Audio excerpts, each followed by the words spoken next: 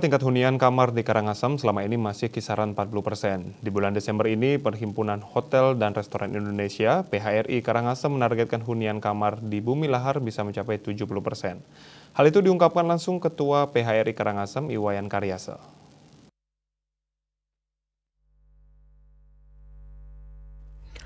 Karyase mengatakan target hunian hotel hingga 70% tersebut dipasang lantaran adanya liburan akhir tahun. Terlebih saat ini pandemi COVID-19 membuat para pengusaha akomodasi mulai bisa bernafas karena sektor pariwisata mulai bangkit. Pihaknya memprediksi 2 minggu ke depan akan terjadi peningkatan hunian hotel dan itu berlangsung sampai akhir tahun.